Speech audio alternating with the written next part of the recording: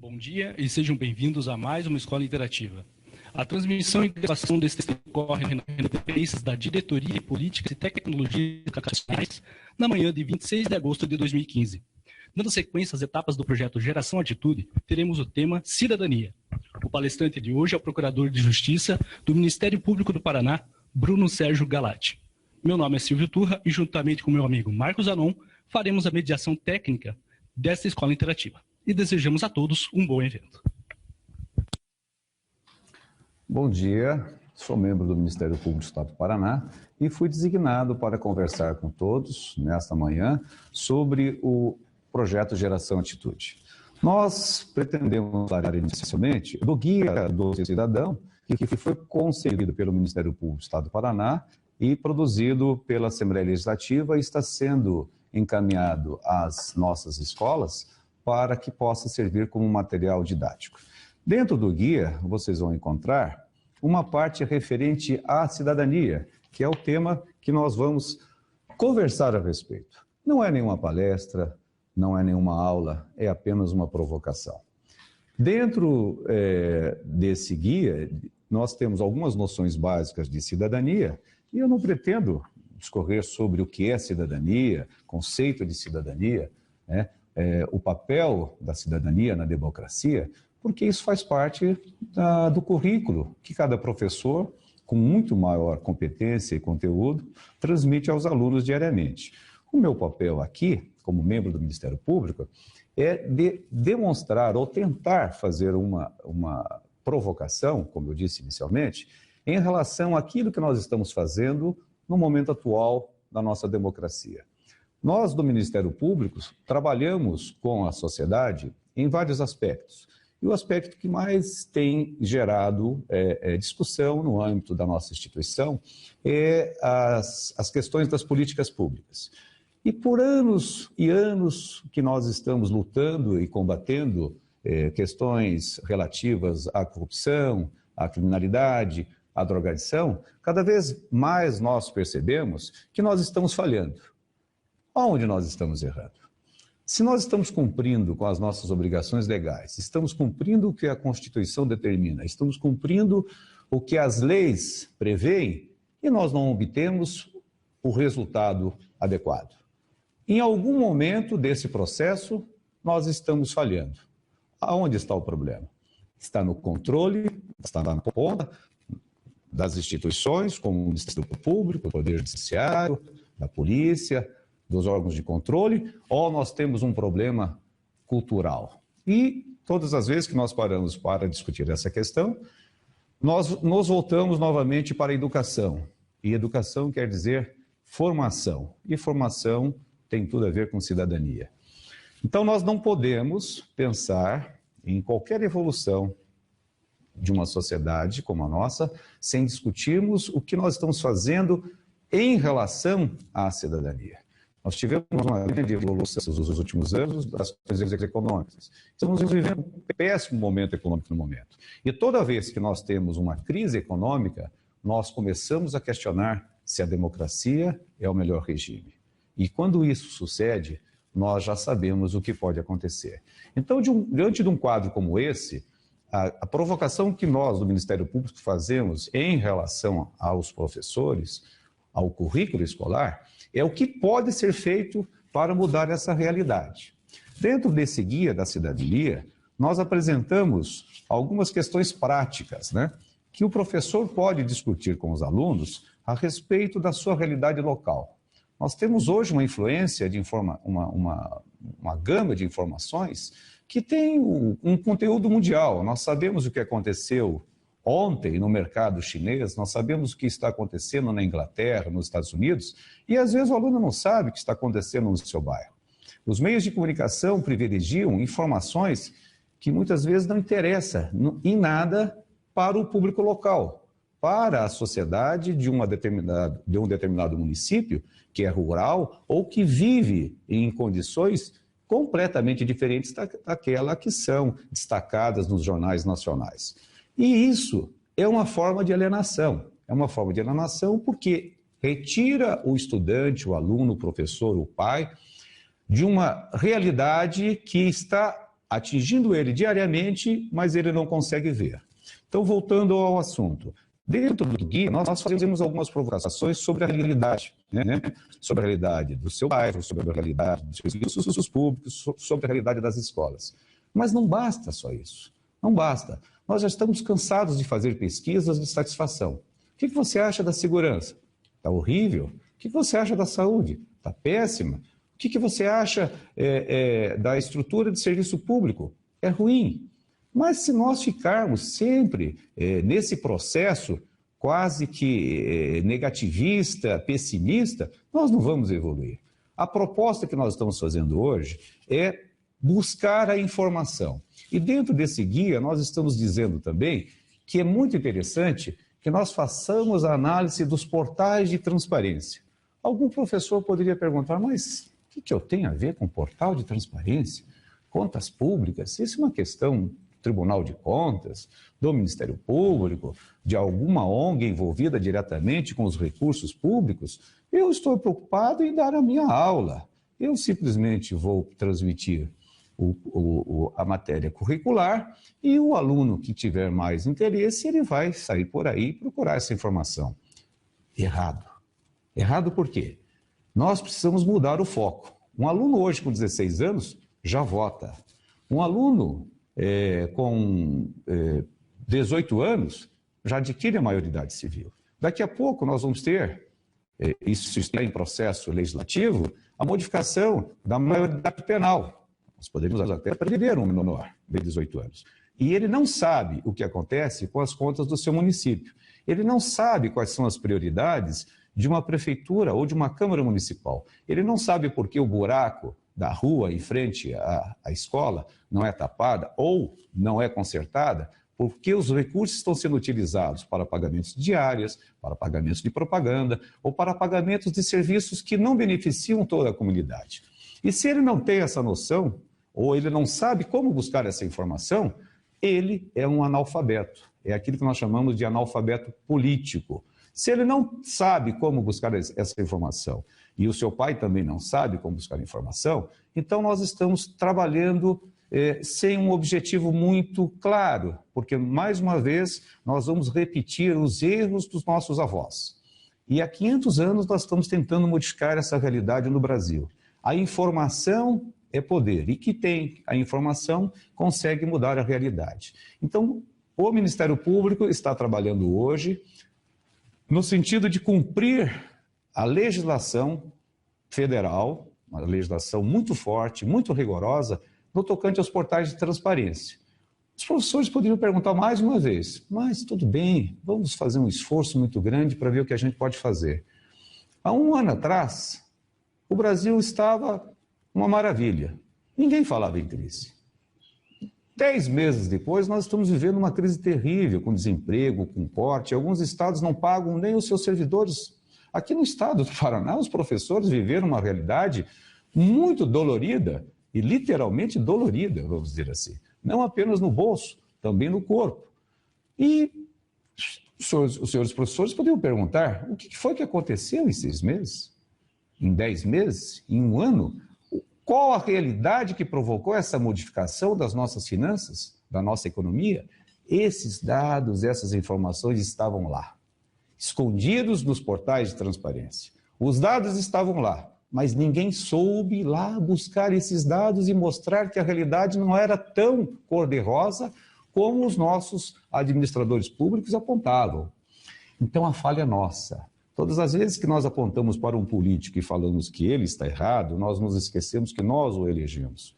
Então, se nós não fazemos o acompanhamento das políticas públicas, das verbas públicas, do dinheiro público, nós não podemos simplesmente apontar o dedo e falar que o problema é da classe política. O problema é da sociedade como um todo. Então, essa reflexão que nós queremos fazer com vocês, porque dentro dos portais da transparência, vou pedir ajuda aqui da Ilane, que está aqui do meu lado, e ela vai rodar alguns templates. Nós estamos tentando mostrar que o portal da transparência tem uma base legal, que é a Lei 131/2009, né? É dever de todas as entidades públicas, né? E ela possui princípios, que é o princípio do acesso à informação. O portal é o que a gente chama de transparência ativa. Ninguém precisava pedir essa informação para o administrador público, ele tem a obrigação de dispor. Mas se essa informação não estiver lá ou não estiver completa, o cidadão pode e tem o direito, e é isso que a gente está discutindo, o direito de buscar essa informação sem dizer por que está pedindo a informação. Anteriormente, antes da lei e após a aprovação da lei, todo e qualquer cidadão que pedisse uma informação a um órgão público tinha que dizer por quê. Por que o senhor quer saber o valor de um salário? Por que o senhor quer saber sobre esses gastos? Isso provocava uma inibição natural, porque nós estamos ainda vivendo numa república onde o sentimento de república eu poderia dizer que é muito pequeno. As pessoas falam, mas não têm ideia do que é república. É república desde que eu não tenha que prestar informações. É república desde que eu não tenha que trabalhar e agir em benefício de toda a comunidade. Quer dizer, eu trabalho em benefício do meu grupo, do grupo que me apoia, do grupo que me fornece recursos financeiros para que eu possa, dentro de um processo contínuo e permanente, atingir apenas determinadas classes ou determinadas pessoas. Então, a república não é isso. Isso não é o espírito republicano. Essa legislação, portanto, é muito importante para que nós possamos acabar com os últimos resquícios de analfabetismo político que nós temos. Exatamente porque o cidadão que sai da escola não tem ideia dos seus direitos, não sabe o que pode fazer. E como fazer? Geração Atitude, esse é o nome do projeto. A minha geração não está fora desse projeto. A geração dos professores não está fora desse projeto. A geração dos alunos não está fora desse projeto. São várias gerações envolvidas num projeto que é o de construir um futuro melhor para os nossos filhos, para os nossos netos. Nós temos que construir um espaço onde o termo república possa ser compreendido como um espaço de felicidade geral, onde as pessoas todas, sem cor, discriminação de cor, sexo ou raça, possam viver bem. E não é esse o espaço que nós estamos construindo hoje, né? E eu posso falar, porque o meu papel, a minha função, é exatamente de separar as pessoas desse tecido social que não estão cumprindo a lei. Isso é muito dolorido. Como o médico corta uma perna, faz uma amputação necessária para poder salvar o corpo, nós, promotores e juízes, temos o dever legal de cumprir essa missão, muitas vezes dolorida, muitas vezes terrível, em nome do interesse social. Mas nós estamos observando que, ao invés de construirmos escolas e cidadãos, nós estamos construindo penitenciárias. É um processo que não vai chegar a um final feliz. Então, nós temos que reverter isso. Por isso, eu também estou saindo, até eu conversava com uma professora esses dias, vamos dizer assim, do plano curricular do Ministério Público. Isso não está no plano do Ministério Público, ir para as escolas e dar aula de cidadania. Assim como não deve estar no plano curricular do professor discutir um portal de transparência. Mas nós não precisamos esperar uma legislação que alguém lá em Brasília diga para nós o que nós temos que fazer. Nós temos a capacidade e o dever moral de agir para reverter esse quadro terrível que nós estamos vivendo. Então, esse projeto, meus amigos professores, tem a finalidade de sensibilizá-los. Eu também não sei como nós vamos executá-lo passo a passo, mas é uma proposta. Nós estamos iniciando um diálogo com a Secretaria de Educação no sentido de formar cidadãos aptos a executar, a fiscalizar os portais de transparência. E eu daria apenas alguns exemplos aqui, e a Elaine poderia me ajudar nesse sentido. A lei foi criada em 1980, em 2000, a lei é de 2000. Mas a lei por si só não gera nenhum efeito prático. A Constituição de 88, com 27 anos, não gerou nenhum efeito prático na mudança da realidade. Nós precisamos lutar para que isso ocorra. A lei é de difícil fiscalização. A lei fala que as informações têm que estar disponibilizadas. Mas quem faz essa fiscalização? Tribunal de Contas, Ministério Público, órgãos de controle? Nós não temos condições nenhum órgão de controle oficial tem condição de verificar diariamente todos os portais de transparência para verificar se eles possuem os requisitos mínimos e se as informações que lá estão disponibilizadas são as mais adequadas. Então, nós temos que iniciar um processo que envolva toda a comunidade. E nada mais estratégico de que usar o potencial do aluno que diariamente usa um telefone celular, usa um computador, para fazer, inclusive, trabalhos de escola. Nós podemos ter um trabalho nessa área de cidadania, de história, de filosofia, para verificar, por exemplo, se o portal do município, o portal do Poder Executivo, o portal da Câmara Municipal, dispõe das informações mínimas necessárias. Quais seriam as informações mínimas necessárias? Então, eu entraria nesse item. Conhecer o portal. Vamos voltar lá no início. Primeiro, conhecer o portal. Será que o município, a Câmara e a Prefeitura, o Poder Executivo, tem um portal com os requisitos mínimos? Depois que eu aprendesse a conhecer esses requisitos mínimos, eu subiria o nível de discussão para explorar dentro do portal algumas informações. E depois, numa terceira etapa, eu iria então ver a fiscalização, mas também fazer uma análise daquele dado. Então, a Prefeitura tem 50 funcionários. Aonde estão esses funcionários? Alguns estão aqui dizendo que estão lotados na nossa escola, mas eles estão trabalhando aqui na escola? E será que estão trabalhando aqui na escola? É um dado que nós poderíamos fazer um trabalho escolar.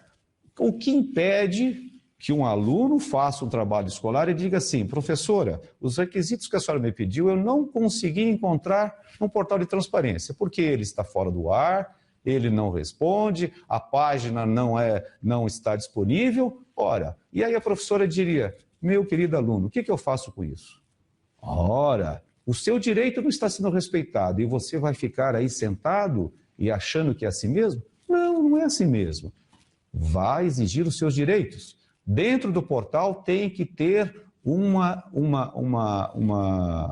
chave de acesso, o que nós chamamos de fale conosco, ouvidoria, controle interno. Mande lá o seu questionamento. Tentei fazer um trabalho escolar e não consegui essas informações. Peço explicações. Se ninguém te atender dentro do município, na Câmara ou no Poder Executivo, o senhor ainda tem outro recurso, que é o Ministério Público. E nós estamos lá para auxiliá-lo. E nós precisamos contar com o seu auxílio nesse sentido. Porque todo o nosso trabalho hoje de fiscalização desses portais será em vão. Porque no dia seguinte que nós fizermos uma fiscalização de um portal, esse mesmo portal estará com a página disponível, estará com os dados incompletos e a informação que o senhor deveria saber, o senhor não a terá. Portanto, isso deve se integrar à rotina de um trabalho escolar na formação de um cidadão que precisa saber o que acontece. E a única forma, a forma mais rápida, mais eficiente de saber o que acontece é verificar via portal de transparência. Como eu disse, trabalhos simples, trabalhos até de matemática. A Prefeitura fez uma licitação, comprou 1.000 litros de combustível. A Prefeitura... Quantos veículos tem a Prefeitura? Entra no portal da transparência. A Prefeitura tem 15 veículos. Ora, se ela comprou 1.000 litros de combustível e tem 15 veículos, quanto cada carro vai usar de combustível? É um problema. Então, ao invés de nós usarmos um problema onde nós usamos lá peras e maçãs, nós usamos questões práticas do dia a dia que estão afetando aquela realidade, aquele município, aquele patrimônio. Essa informação, essa forma de trabalhar a informação, vai começar a ser introjetada na cabeça do aluno, que ele vai saber usar e manipular esses portais com a facilidade que nós queremos. O MP do Paraná, junto com o governo do estado, disponibilizou para os municípios paranaenses um portal padronizado.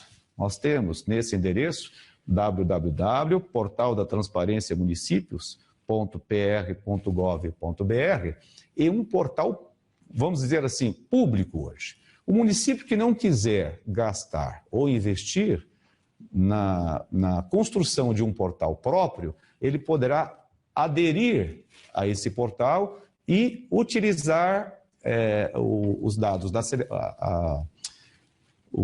a estrutura da Celepar para dispor dos dados para a população. Nós estamos tentando, de uma forma racional, diminuir o custo, economizar recursos do município, principalmente os pequenos municípios.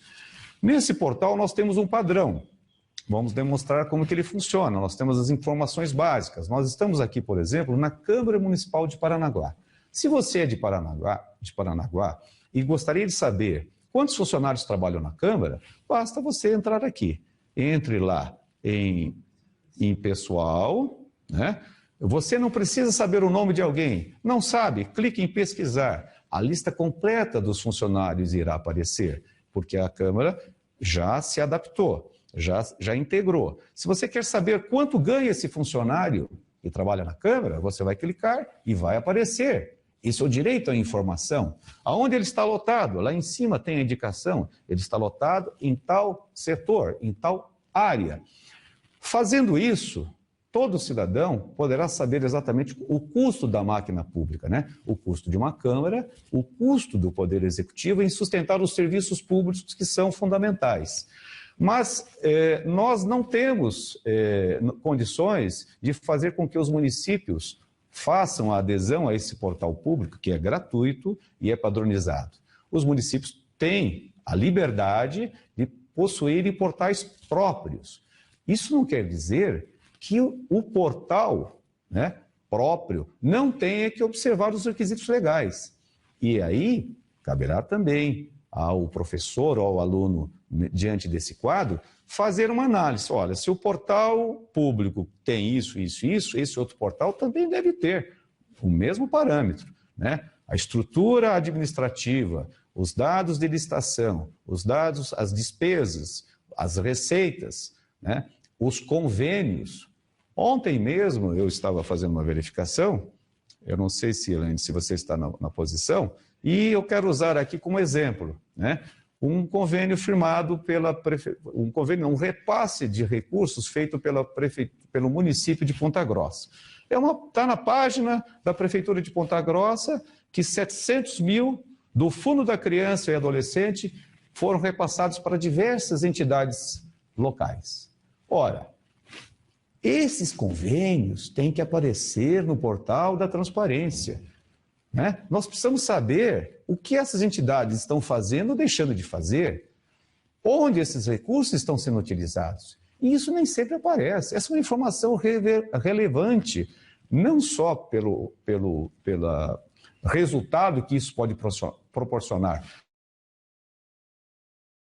mas esses podem se mobilizar para desenvolver projetos que envolvam as crianças e o adolescente. Vejam só, lá em Ponta Grossa, a sociedade se reuniu e as doações de imposto de renda, né, foram feitas para um fundo municipal. Ora, se eu sou professor, preciso trabalhar com crianças e adolescentes, a prefeitura não tem recurso, o Estado não tem recurso, nós ainda temos uma fonte de renda que é o imposto de renda. As pessoas fazem doação para esse fundo e o fundo municipal destina para as entidades ou órgãos voltados para esse objetivo.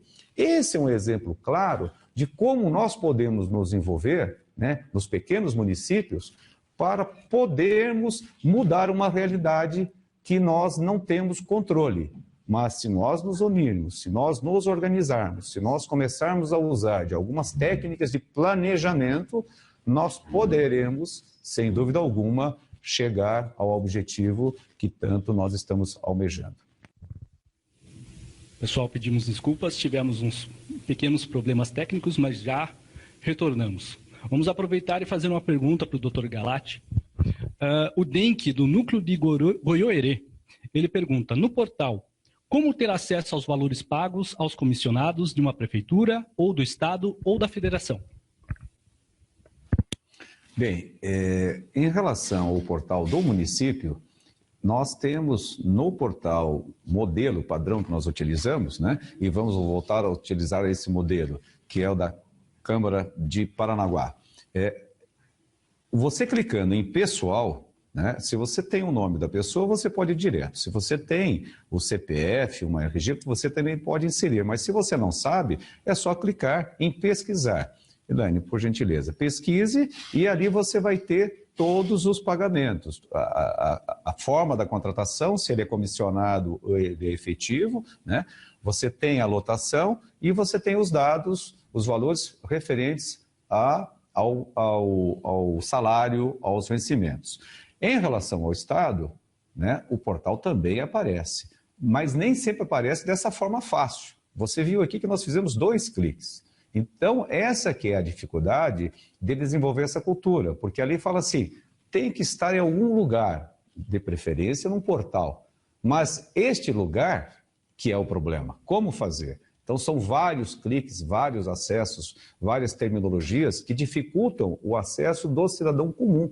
Às vezes você tem que fazer um curso sobre contabilidade pública para poder localizar essa despesa. E por isso que nós estamos nesse processo de tentativa de convencimento, né, dos municípios para que façam a adesão a esse portal, porque ele é simples e objetivo e qualquer cidadão comum, cidadão leigo, que não entende de contas públicas, de despesas públicas, ele pode fazer o uso com a maior facilidade possível. Temos mais alguma pergunta? Temos mais uma pergunta da Juliana, ela não se identificou de qual núcleo seria. Por que somente constam os dados dos funcionários e professores da educação? Essa é uma pergunta de conteúdo um pouco político, vamos dizer assim, né? Porque quem administra o portal que tem a condução desse material, né? A intenção do portal é de colocar todas as informações relevantes. Então, não são dados de professores, dos fiscais, dos agentes. Não, são dados gerais, né? Vejam bem, em relação a uma Câmara Municipal, apenas para que vocês observem, o que nós deveríamos ver em relação à Câmara Municipal? A Câmara Municipal dificilmente faz uma construção, eventualmente pode estar ampliando o seu espaço. Então, as despesas de uma Câmara Municipal estão mais voltadas para o custeio das pessoas e pagamentos de diárias para os vereadores. Então, em relação a uma Câmara Municipal, nós deveríamos observar o que está sendo pago de diárias, de passagens, porque isso tem um custo que vai pesar na folha no final do mês. Em relação ao município, nós deveríamos observar toda a estrutura de contratação de servidores. Nós temos servidores concursados e não concursados. Os comissionados têm uma disposição legal. Você não contrata um comissionado apenas para atender interesses políticos. A Constituição prevê o comissionado por uma questão prática. Às vezes eu preciso contratar um médico, eventualmente num programa de necessidade envolvendo, por exemplo, agora a dengue. Então eu tenho os cargos comissionados, eu faço um projeto de combate à dengue e eu contrato vários médicos para atender aquela necessidade.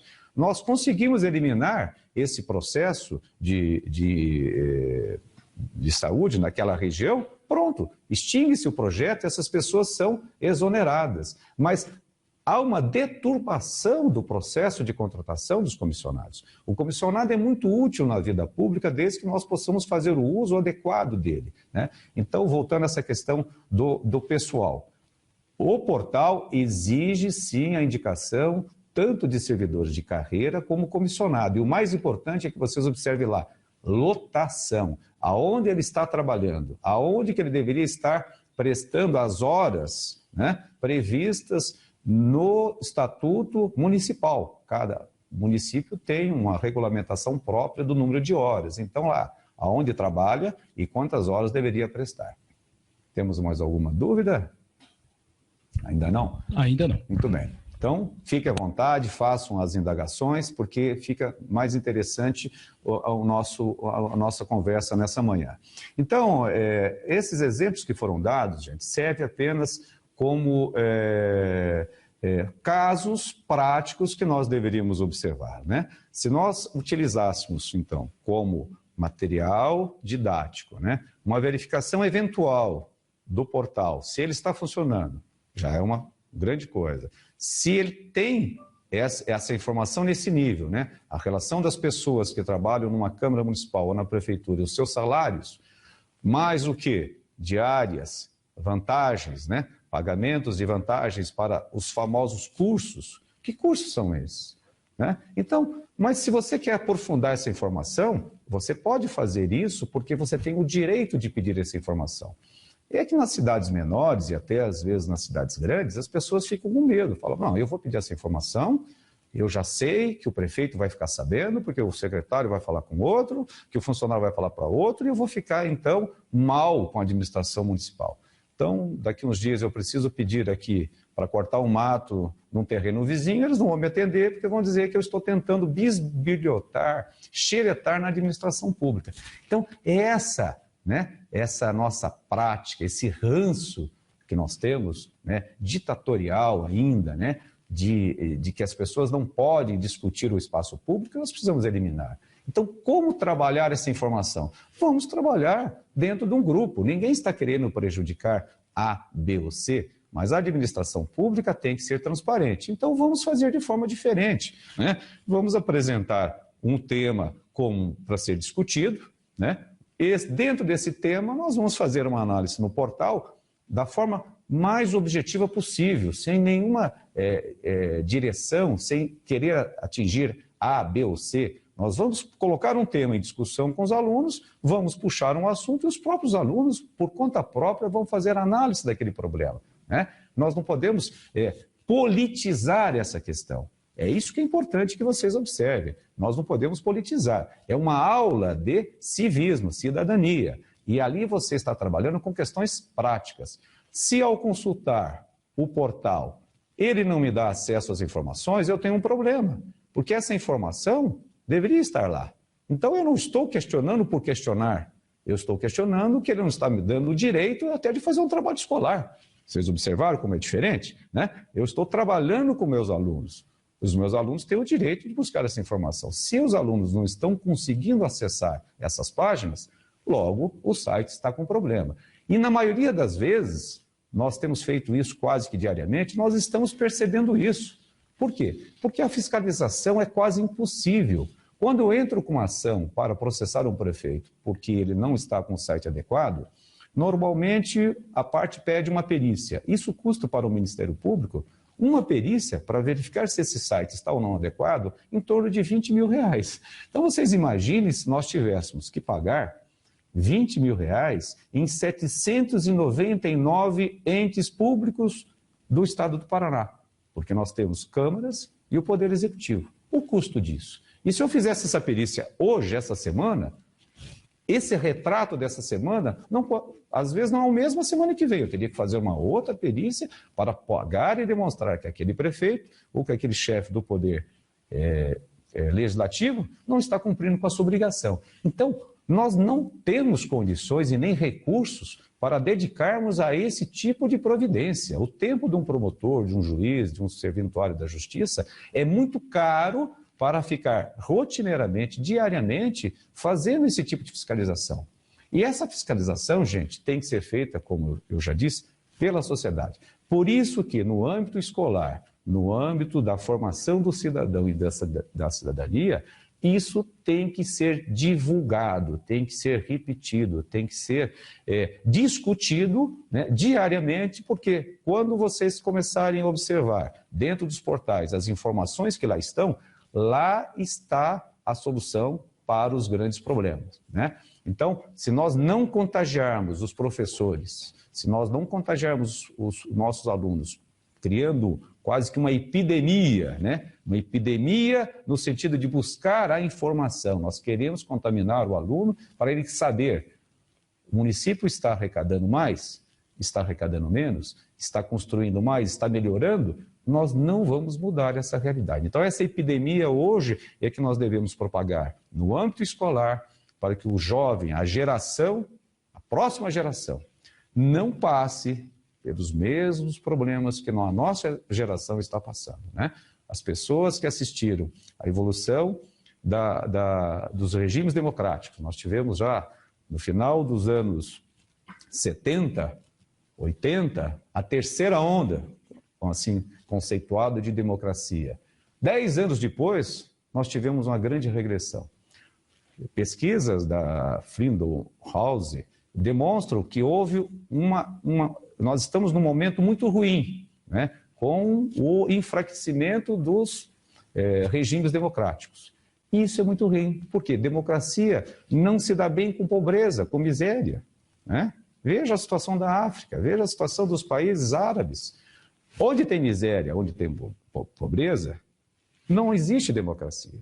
E se nós não atacarmos a aplicação do dinheiro, a arrecadação do dinheiro, nós continuaremos gastando dinheiro, jogando dinheiro fora, sem saber o que está ocorrendo. Então, os poucos recursos que são destinados à educação, os poucos recursos que são destinados à saúde, precisam ser cuidados. Por quem? Pelo vereador. No tempo do Brasil colônia, as pessoas eleitas formavam um grupo chamado assim, os homens de bem. E me parece que nós ficamos com essa tradição de que só os homens de bem, que poderiam administrar os recursos públicos. Isso é um engano. Que homens de bem? Né? Esses recursos são públicos, são nossos. E nós estamos vendo que quando o dono do recurso, que somos nós, não cuidamos, né, a Lava Jato está aí, provando o que foi que aconteceu. Né? Nós chegamos num ponto insuportável. Não dá mais para transigir com essa situação.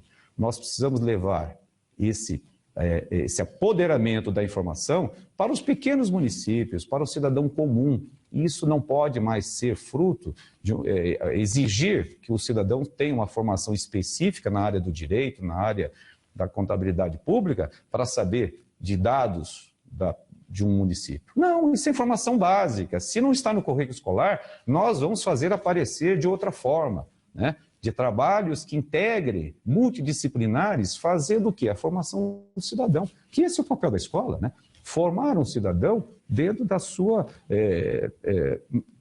grande amplitude, né? Não só com conhecimentos gerais, mas conhecimentos da vida, do dia a dia, da prática. Então, esse é o desafio. Eu acho que eu poderia encerrar por aqui e lembrar aqui o Cruz Malpique dizendo assim, a civilização é obra dos rebeldes, né?